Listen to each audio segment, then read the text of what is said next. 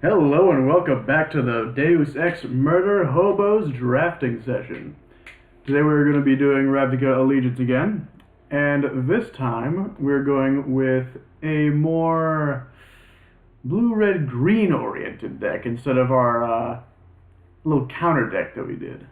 Yeah, this is one's gonna be more creature based. We got a lot of buff spells, like I talked about before, that are really good in this format. That we're gonna try and like push our big boys through and hit them really hard in the face and just get over all the creatures they try and toss in front of us. So we're gonna play our first game and hopefully we'll have some luck with this deck. I feel like it's gonna be pretty good. We had some trouble trying to like get rid of cards because like everything was just good, but we were able to get back to 40 cards because 40 cards in this format is really good for getting those ratios just right.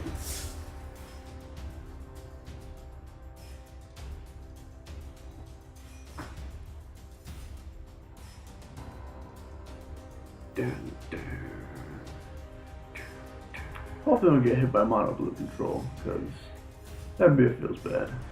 Nah, usually in formats regarding Ravnica, most players don't stick to a single color. They usually play more than one. Oh, I'm sorry. Blue-black no. Oh, that was last set. We don't have that in this. No. Why would they bring that back? This is a pretty good starting hand. If we get like one more like forest, we basically have a 4-drop that's just gonna literally wreck face. So I'm probably just gonna keep this.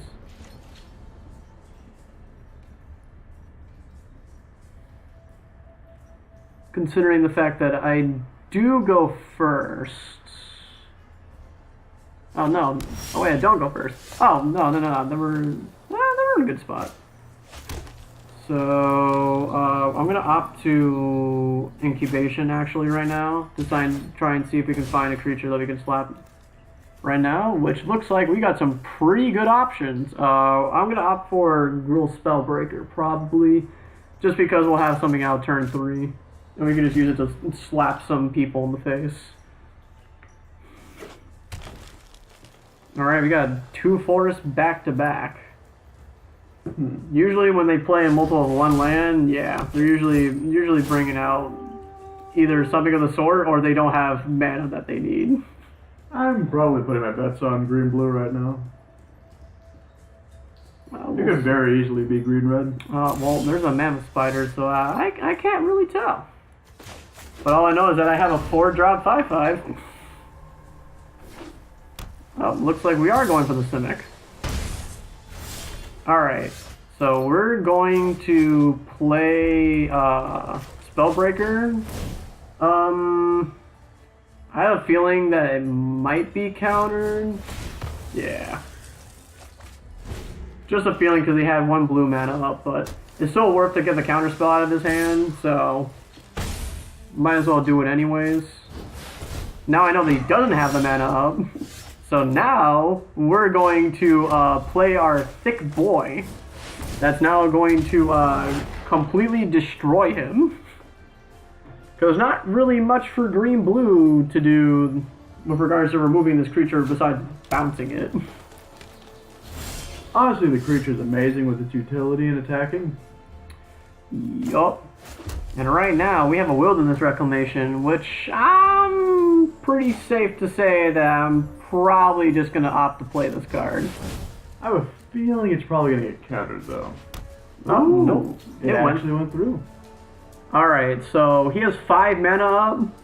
Probably not the safest bet to attack right now, because even though this only can be blocked by 1 creature, it's probably the best bet to hold back when he has so much mana available. And we'll probably just wait for like 1 turn to see what he casts. So see, he casted a Mammoth Spider, so once this resolves, I'm actually gonna just Titanic Brawl it and just get out of the field. Depending on if he attacks or not, which I'm pretty sure he's just not going to, because usually in this case they don't. So what we're going to do is we're going to Titanic Brawl. We're just going to get rid of that creature. No reason to keep that on the field more than it needs to be. And then we're going to pass back to our turn. And lo and behold, we'll be actually able to cast our 7-drop 6/6 Riot Boy. which Next. is really good for us. So I'm just going to opt the swing because he can only block with one creature and he has no mana available for stuff.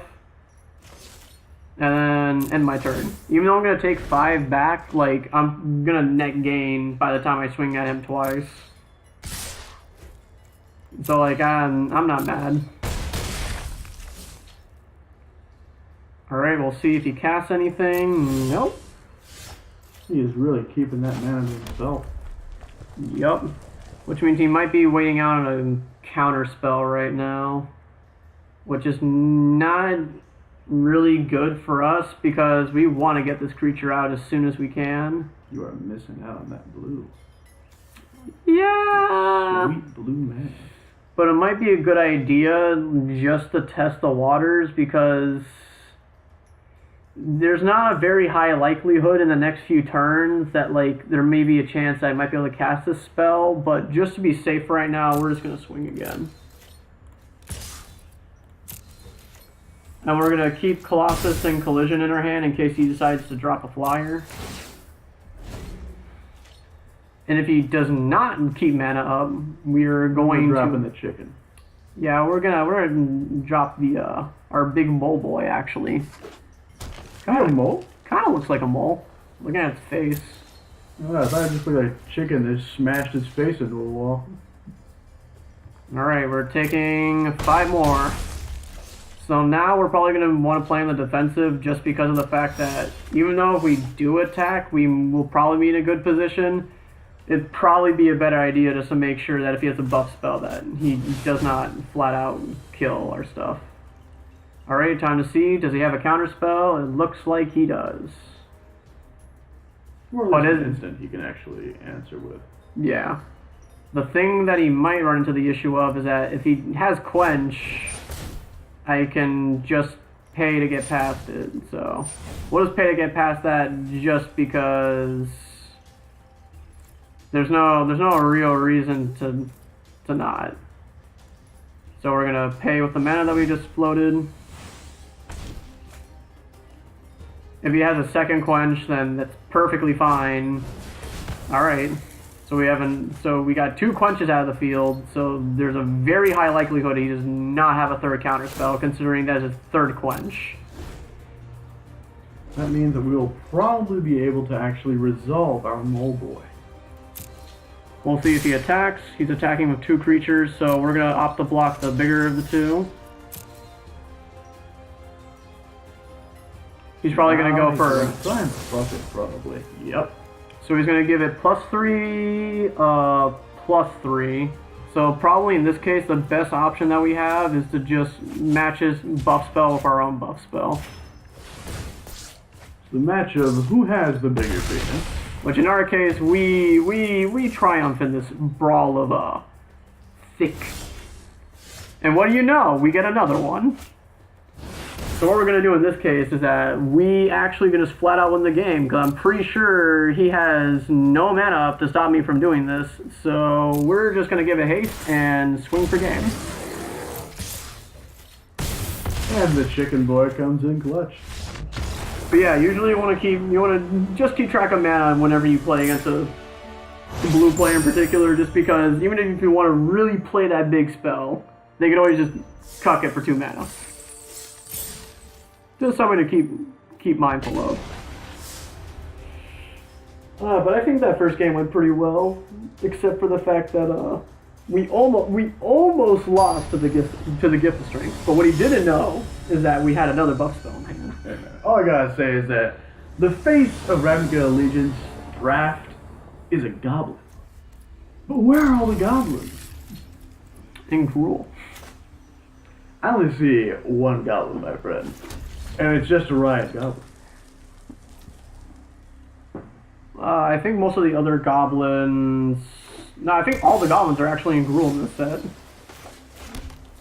Oh man, makes sense. It's red. Probably in this case, even though haste is a good option, it's better to just make this a bigger creature. And we have all the mana that we need, so we can just opt to wait in Growth Spiral during his turn. So we're just going to swing with our 3/3. So even though we could have done like 4 damage overall in 2 turns, it's safer to just have a bigger creature to deal with whatever he decides to bring out. And it looks like we're playing a mirror matchup.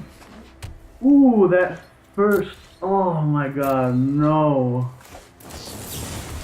Everything is right now.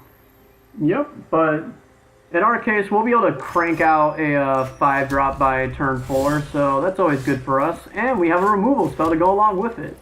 Probably in this case, I'm gonna opt for the haste in this case, just because I'm gonna have a 5/5 in hand afterwards. So like, I might as well just literally drop on the 10.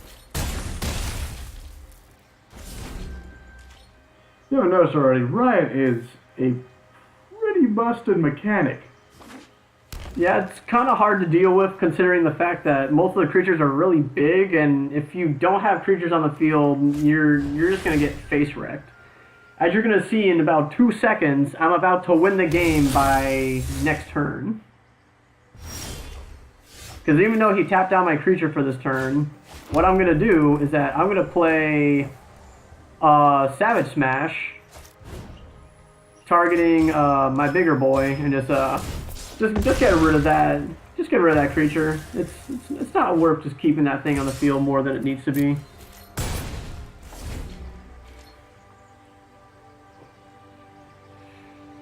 So now he has no board state. So now he has to take up time to reestablish what's on the field, which currently right now he has nothing.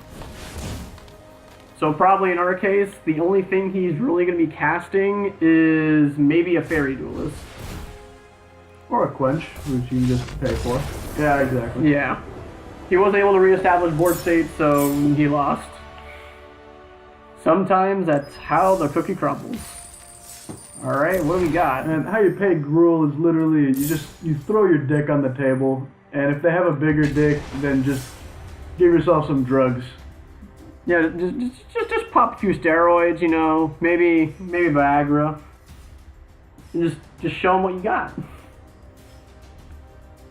Because sometimes it's not our show. Nah.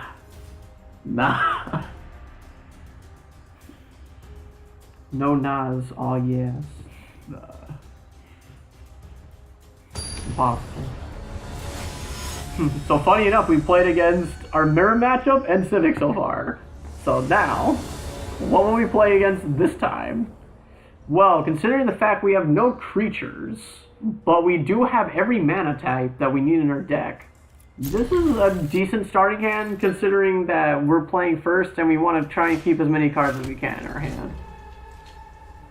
And at least you have blue mana in order to cast your bounce spell to actually net you a card. So, on top of the fact that I do have a 5-drop, and I do have a creature I can cast this turn. Yet again, I'm going to opt to make it a bigger creature.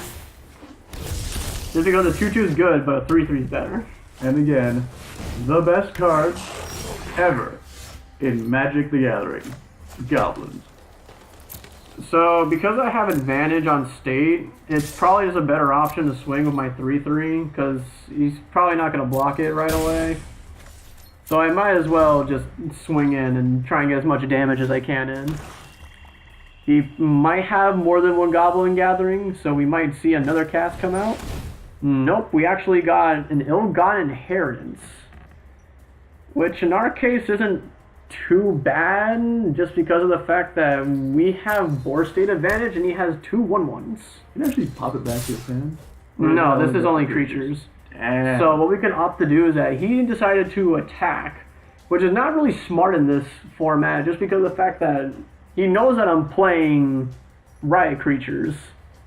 So I'm just going to take the damage, but I'm going to be hitting him back in the face next turn for 7.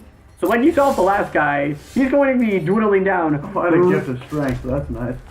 So he's going to be taking some massive damage real fast. And just like that, he's back down to 10.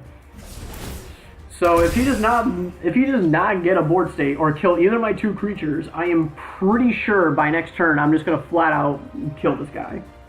He doesn't really have many options. Okay, so he is going to be killing one of my creatures, but I'm probably going to just opt to kill the lower one. There's not really a reason that otherwise So he's just gonna attack with one creature. Probably a good move on his part because he wants to make sure he can keep some mana up to block. But I'm pretty sure I can get to like 10 power and just hit him for 9 in the face.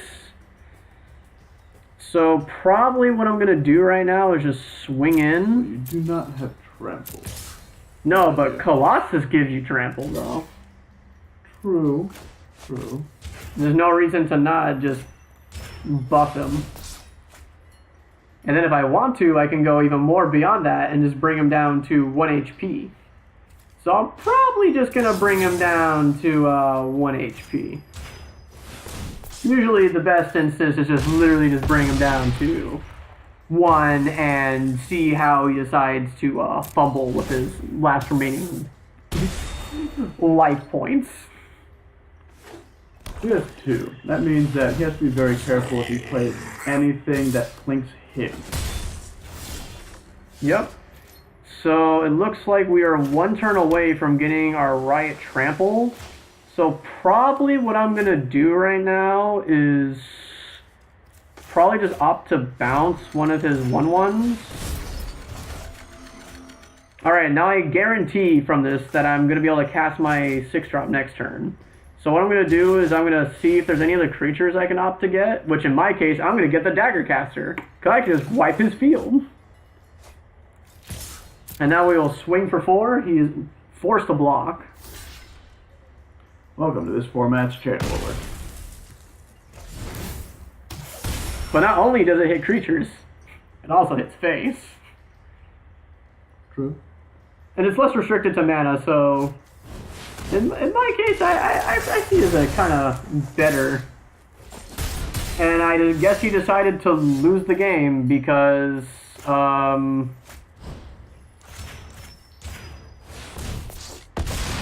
he decided to not keep up more blockers, so this is the price that you pay. I mean, the man couldn't have known that he had a fucking Savage Smash in your hand. Granted, he should have played more defensively instead of hitting you with 2 1/1s. Yeah, especially when he was in a disadvantage on board state. But yeah. Looks like we're ranking up yet again. Maybe we'll get to gold by the end of this. Alright, let's go. I'm feeling lucky. But as you can clearly see, Gruul is rather good in this format for literally just because of Riot. Because unless you have responses to me casting things that instantly have haste and have 4 power, you don't really have a way to come back. Especially as you've seen, that's pretty easy to consistently get 7 damage by like turn 4? Turn 5? Which is pretty good, bringing them down to half HP. So I'm going to opt to stay with this hand, even though I can't cast a creature turn 4 right now. As long as I get an additional, like, 1 more land, like, I'm guaranteed to be able to cast my creature. And now I have fixing that can go along with it, so now I can make sure that I get what I need. So we have the option to get a Dagger Caster or the Rampaging Renthorn, but it's not worth getting it unless we have a mana for it, so I'm just going to opt to stay with the Forest. Alright, so it looks like we're going to be playing against another Simic deck. He's not casting a card this turn, though. So we're just going to hit face. Chances are that he probably has a Quench in hand. So there's no reason to go for an Incubation. Alright, looks like he got a 0/3 Defender. So, not really the best card, but now that we have blue mana, we're actually in a decent spot. The only reason why I decided to play that instead is just so that he's kind of on edge, because now we have 3 colors to work with, so he doesn't really know what we could be casting from our hand. So we have the option right now to either Savage Smash or Titanic Brawl this, which in our case we can choose to swing then Titanic Brawl to get rid of this creature, or we can choose to just attempt to fight it. But we have to worry about the fact that he has 6 cards in hand and 2 mana up. So probably in our case, it's probably just better to swing and then fight afterwards. Because even if he does decide to quench, he's only going to be able to quench once. And I might as well just kill the defender because it's going to get rather annoying rather quickly. And plus if he's trying to use this for any kind of fixing, I just literally can get it out of the way, so he's not generating extra mana. So he's up to 4 mana. Oh, well, that's something. But, lo and behold, too bad for him, we actually have a response to that. So he's going to be getting no value from that card whatsoever. Imagine being killed by a 2-1. It's and a 2-4. That just feels bad. Not only that, that's just such a bomb drop. And not only that, we could have opted to deal 7 damage, but it's probably better in our case to just get some more creatures in hand. Which in our case, we actually can get some pretty bomb cards, but yet again, we have access to an 8th drop or 2 cards that we can cast. So it's probably better just to get the Dagger Caster. Yeah, it might have been a smart move to actually get the other one. I mean, like, you can fetch lands with that, but this is going to go to the bottom. So you might as well get this because it's gonna hit face anyways. All right. It's lands or creatures, isn't it? It is lands or creatures. But right now, since he had no mana up, I'm just gonna cast my 5/5 because I have no fear of being countered because he has no mana. Well, now you can actually pop that card back to his hand in that 1. Alright, now he has a 4/2 on field, but sadly for him, he can only block with 1 creature. So what we're going to do is we're going to go to combat and actually swing both of our creatures, just because if he does decide to block, we can just kill one of his creatures. So in our case, he's deciding to opt to block with Axebane Beast, so we're just gonna gift the strength and show him who's boss. If the PP ain't big enough, take a Viagra. Lessons of Gruul. So probably in our case, it might be a good idea just to keep on, to just hold on to Daggercaster and just bounce back Steeple Creeper because he's gonna have to recast it. So he'd be net losing 3 mana next turn just because we're putting him back. And plus we'll be able to draw a card. And oh look, we have our own now.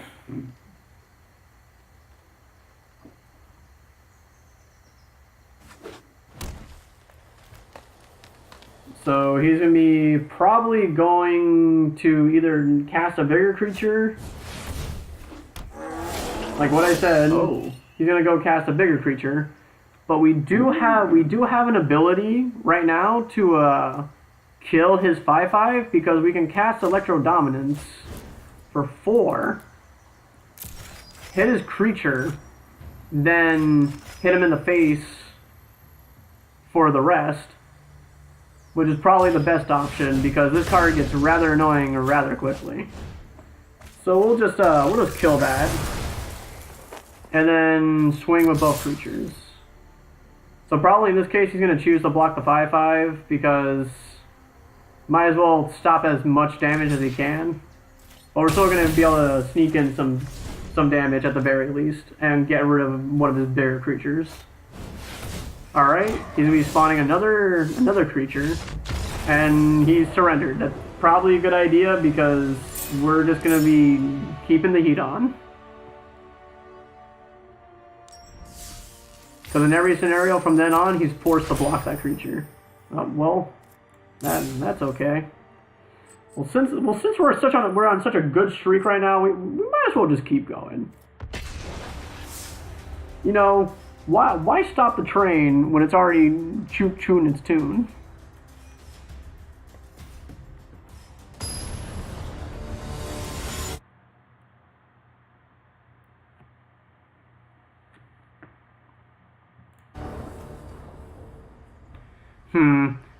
In this case, we have 2 red and a blue, but we have too many green spells in hand to really keep this hand, so I'm willing to mulligan this. Ah, that's a rough one, but I think this is still optimal to keep just because if we're able to get a card that we can use, which in this case we do, we might as well keep it because of the fact that like the less cards we have in hand is worse when you're playing first. But if we do get the ability to play forest, well, that's not a forest, but you know, sometimes this happens because magic. So I can opt to bounce this right now, which is probably what I'm going to go for, because I want to try and see if I can get a forest sometime soon. Which in this case, we got another one of our islands, which is rather unfortunate considering the fact that we only are running 4.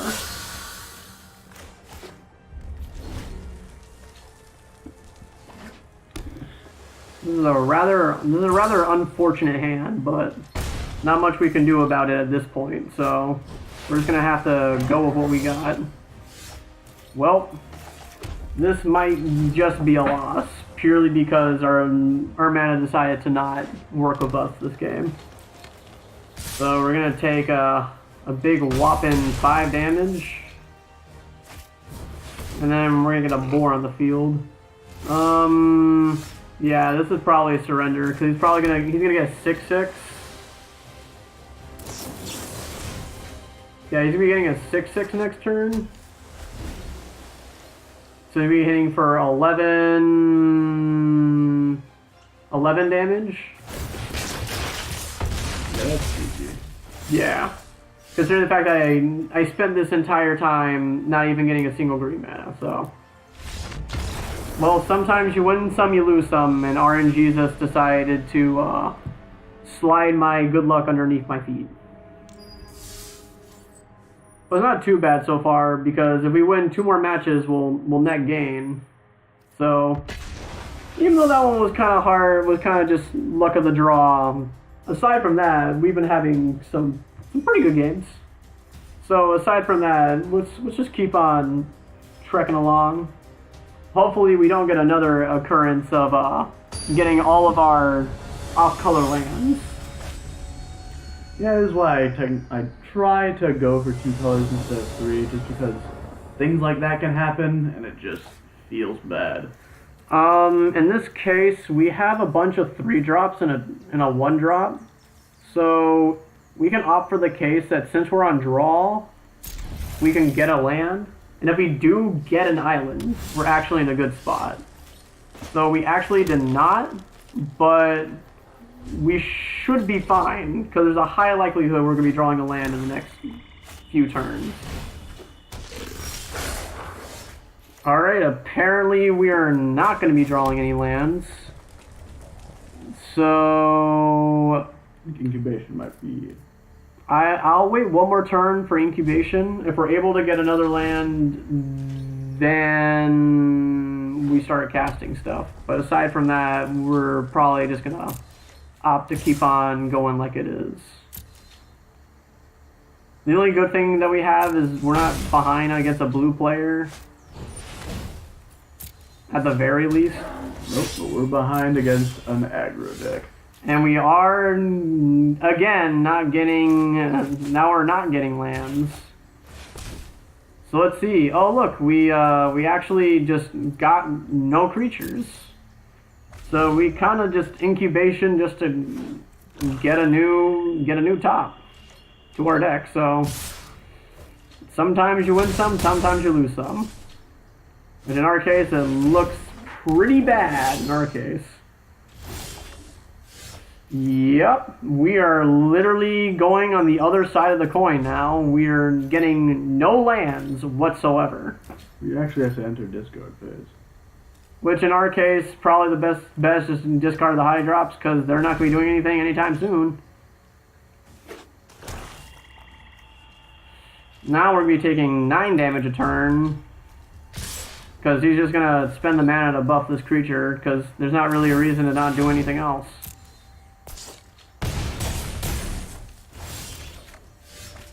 So we got a creature, but we're really at a point in time where it's kind of too late because we're going to get it, but we're just going to flat out die. So Yet another series of unfortunate events, it appears. So we go from one side of the spectrum to the other side of the spectrum. But sometimes the good luck streak ends, and it seems in our case we're getting hit with it really hard. But maybe we'll be able to make a turnaround and be able to pull out a net gain from this somehow. Well, we'll see. Because this one seems to be a real doozy. You have the worst land luck I have ever seen in any deaths.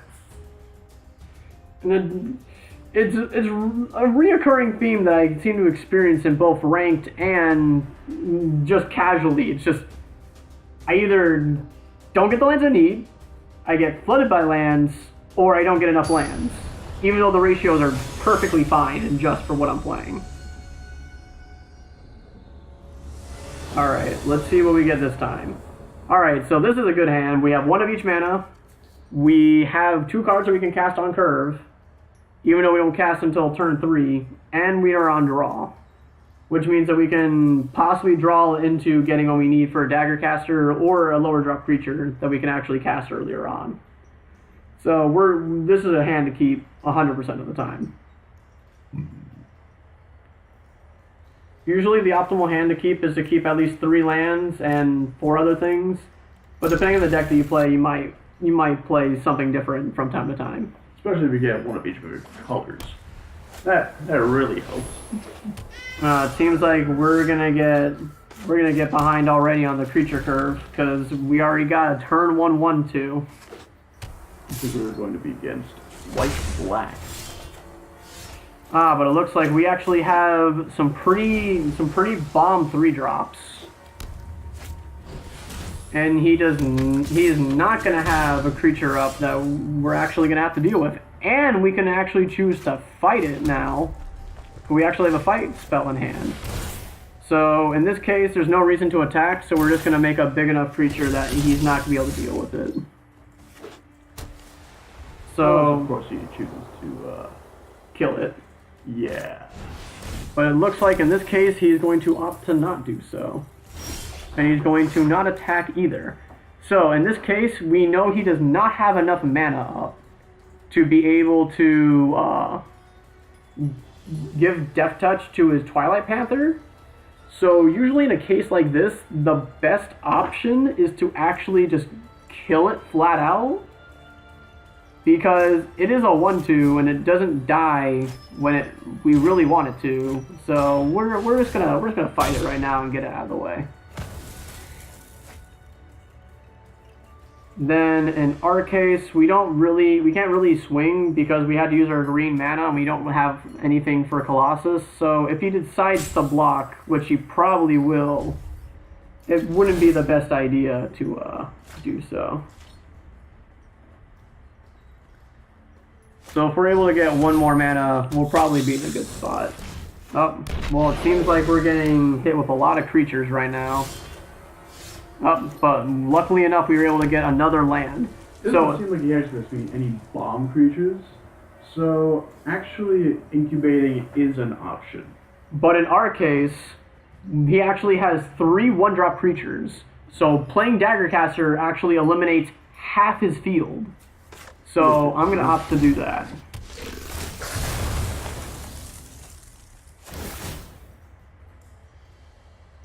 He's probably going to... He can't hit my... the only thing he can hit on my field is my Daggercaster. So he's probably just going to end up hitting my Daggercaster. Because sadly enough for him, during my turn, he can't target me or my Spellbreaker. I think he's now contemplating his options and if he has a chance of winning at this point.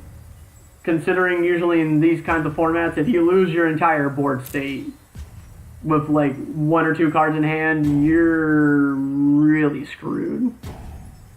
It looks like he might be opting to see if he can tilt us out of losing the game. Seems to be a very common strategy against people. But we just kind of sit here, you know, like, twiddle our dicks in the meantime. Kind of just have a good time. Looks like he's finally opting to actually play the game. Maybe. Oh, yeah, there he goes. He earned himself another 5 seconds. And then we swing, because there's literally no reason not to swing right now. We have a 4/4 trample, and he has 2 creatures on board. And literally at the start of his next turn, he has... Yep, there we go. He literally had disadvantage on board state, and we're just going to repeatedly tap down and just keep on swinging in. So if we win one more game, we'll actually net gain 100 jewels, which is exactly what I needed to actually do a traditional draft. So maybe we might be able to get a video for you guys out there in the next video for traditional. That is also going to have to be an even more multi-part video because that is actually going to be quite long. I'm going to opt to keep this hand just because even though I have 2 mana and I don't have a blue, I have a 2 drop that I can cast. I have 2 drops I can cast that if I'm able to go into a blue, I'll be able to cast the rest of my hand. So I might as well just keep what I have and go from here. Because yet again, keeping the first hand that you can get with these colors are usually the best. So we're actually able to get ourselves with enough mana to do stuff. So let's see if we can find an island. We can actually find another Sahala White Wayfinder, but probably in our case, probably just to get the island to make sure that we have all the mana that we're actually going to be using for this deck. Alright, he's playing a Gateway Plaza, so he's probably playing that more for mana fixing than anything else. Alright, we're going to be playing our Spellbreaker and opting to make it a big, thick 4/4. Just giving them steroids.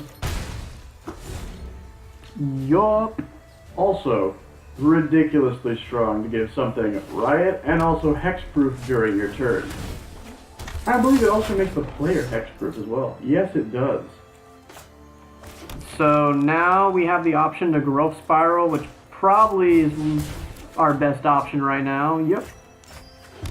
And now we can still opt to play our Goblin, which in our case we're just going to buff it also.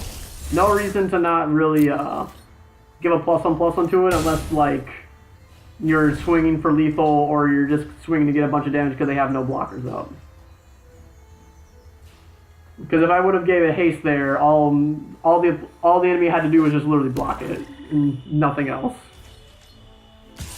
So he's probably gonna go for the block, attempt to block. He may buff the creature, but it's very unlikely considering the fact that he has 6 cards in hand, and he probably wants to get a board state going.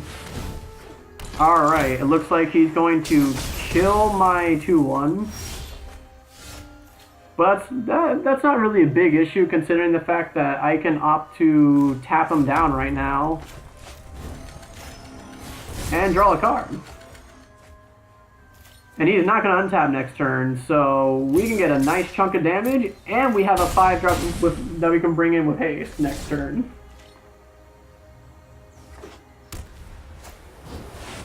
Oh, it looks like we might be delayed a turn just because of that one card. But it's not the worst thing in the world because we're bringing in the big guns.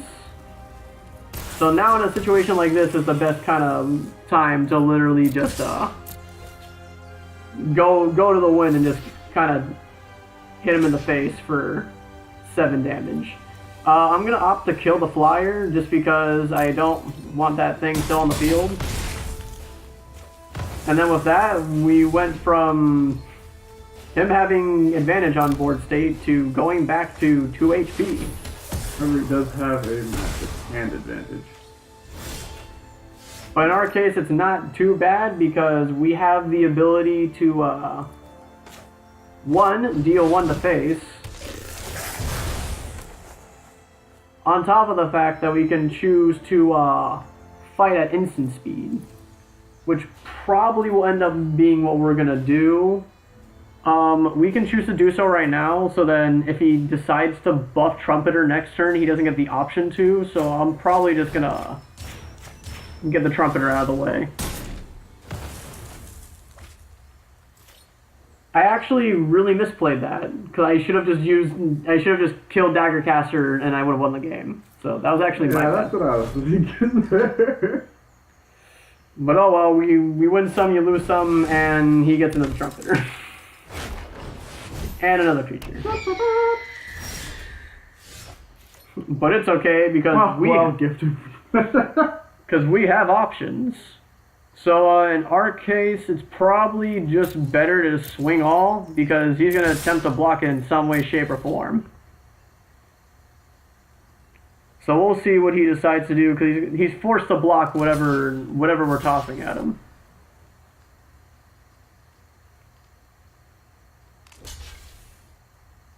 So he's going to opt to double block. So in this case, since I have a 3/3 on the field, I can choose to kill both creatures.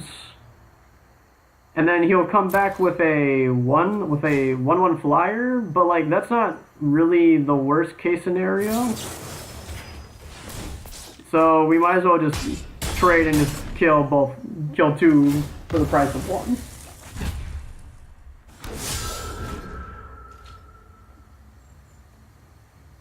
On top of the fact that it does not seem like he's playing any kind of life gain in his deck, so if we draw into one of our other big creatures, we pretty much win.